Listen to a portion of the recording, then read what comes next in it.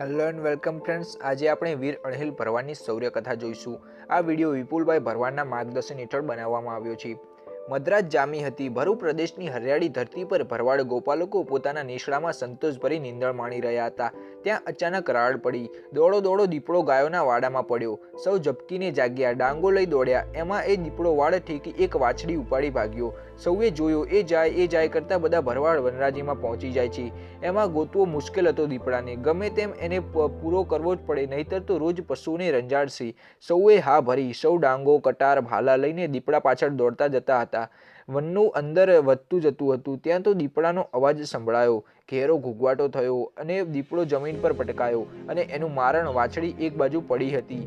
એલા આ શું? આ કોનું પરાક્રમ? સૌ વિચારવા લાગ્યા, આ કાળને કોણે માર્યો? પણ બધા દીપડાથી દૂર હતા। હિંમત કરી ઊંચી ડાંગે ભરવાડો દીપડા પાસે આવ્યા। હજુ એ પહોંચે કે ન પહોંચે ત્યાં તો એક જુવાન નીચે આવ્યો। એના હાથમાં તીર કામટા અને ભાલા હતા। જુવાનને જોતા જ સૌ બોલી ઉઠ્યા, અરે આ તો સોકડા ભરૂનો અણહિલ લ્યો। આ સાંભળતા સોકડો અણહિલ પાસે આવીને બોલ્યો, તે દીપડાને માર્યો બેટા? હા, આપણા વાડામાં વાછડું લઈને ભાગતા મેં જોયો। લોહી ચાખેલ જીવતો જવા દઈએ તો લાર્યું જરે અને પશુને રંજાડ્યા કરે, એને પૂરો કરવો જ સારો।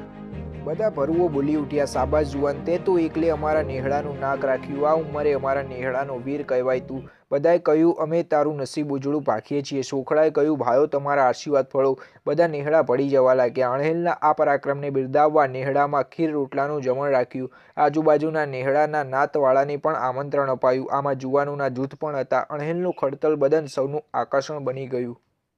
નાનપણથી અણહિલ તેજસ્વી અને ચપળ બુદ્ધિ ધરાવતો યુવાન હતો। આવેલ યુવાનોમાં એ હળ્યો મળ્યો અને આવેલ યુવાનોનો જાણે દોસ્ત બની ગયો। જાર, ધીંગા રોટલા અને ગાયોના શેળ કઢા દૂધને માખણ ઘીની રેલમ જેલમ મંડાણી નેહડામાં જાણે ઠાકરના છોરુઓમાં આનંદ વ્યાપી ગયો।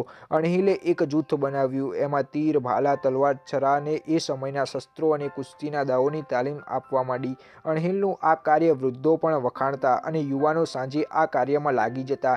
સોખડો ભરૂ નાતમુખી જેવો ગણાતો અને નાતમાં એનું માનપાન પણ ઘણું હતું। નેહડામાં કે દૂર ભરવાડના નેહડાઓમાં પણ કંઈક તોફાન તસ્ત કે મન દુઃખ થયું હોય ત્યારે બધા સોખડા ભરૂના ઘેર ભેગા થતા અને રામ રામ જય ગોપાલના નાદ સાથે ડાયરો ભરાતો અને ચલમો અને કહુંબાના કસ ભરાતા।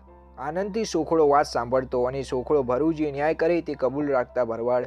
સોખડા ભરૂની છાતી ગજગજ ફૂલતી હતી અને વાતો ત્યાં ત્યાં થાય કે દૂર દૂરના નેહડાવાળા અણહિલને ભાઈબંધી કરવા આવે અને નેહડામાં અણહિલ અમારો સરદાર એમ બોલતા જ હોય। અણહિલે ભરૂ ભૂમિમાં જોતજોતામાં 500 દુગ મલ્યાઓનું જૂથ બનાવી લીધું હતું ને એક હાકલ પાડતા કાળ સાથે કુસ્તી કરે એવા વીર યોદ્ધાઓ તૈયાર કર્યા। લાલ બુંદ શરીરોવાળા આ ખડતલ જુવાનિયાઓના હાથમાં તીર ને તલવારો જ્યારે આવતા ને એક સાથે કુચ્ચ કદમ કરતા ત્યારે ધરતી પણ ગણગણી ઉઠતી।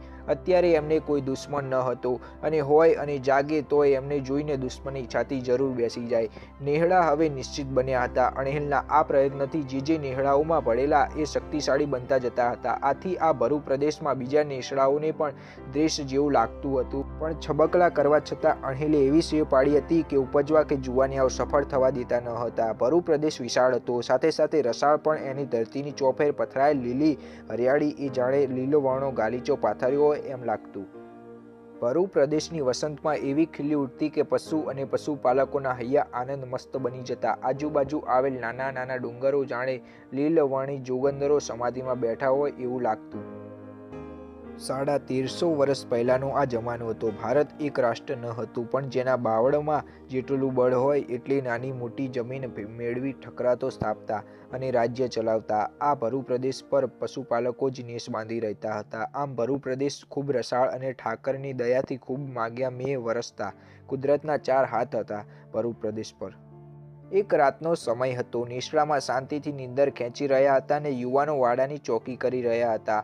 એવામાં બાજુના નિશાળાઓમાં વાર ચડી આવી હોય એમ ધ્રુસબાંગ ધ્રુબાંગ બુગ્યો મંડાણો। આ અવાજ ચોકી કરતા યુવાનોના કાને અથડાયો। એઓ ચમકી ઉઠ્યા, અરે કન્યા, શેનો અવાજ આવે છે? અરે ધના, આ તો બુગ્યો ધુબકતો હોય એમ લાગે છે।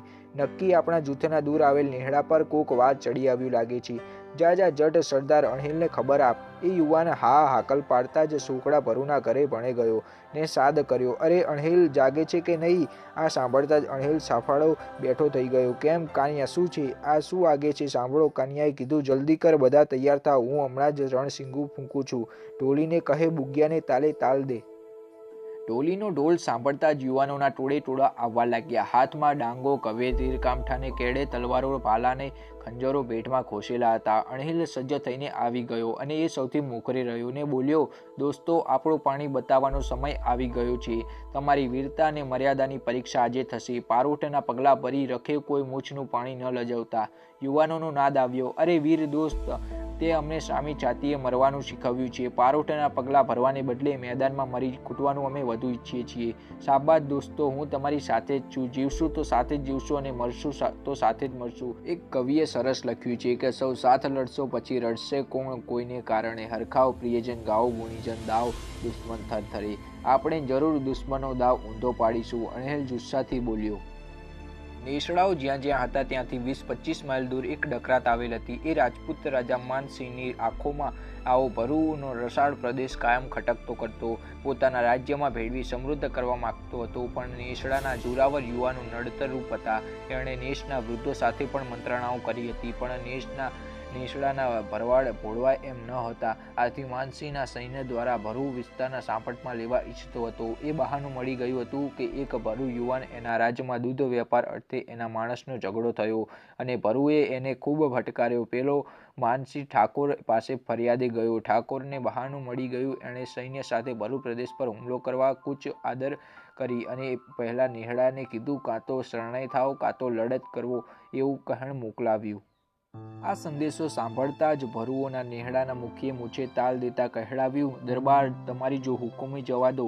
નેસડાઓની નજીક આવ્યા છો તો તમારી ખેર નથી. આ રાણીતર ન માનતા મર્દો સાથેનો મામલો છે, સમજ્યા? તો થાઓ તૈયાર. માનભાઈ એલાન આપ્યું. તૈયાર તો માએ જન્મ આપ્યો ત્યારથી જ છીએ. મુખી બોલ્યા, શીખવવું પડે એમ નથી દરબાર. મુખી જબરો હતો, કારણ કે એની પાછળ અણહિલનું જોર હતું. બુગી વાગ્યો અને ઝપાઝપી જામીને નેહડાના જુવાનો ટક્કર લેતા હતા અને જુવાનોમાં જોશ જાગ્યો. અણહિલનો અવાજ આવતો જુવાનો વધુ જોશમાં આવી જતા. માનભાને એમ કે બગડાના વાસીઓને ચપટીમાં ચોડી નાખશું અને ભરૂ પ્રદેશ આપણા રાજ્યમાં ભેળવી દઈશું.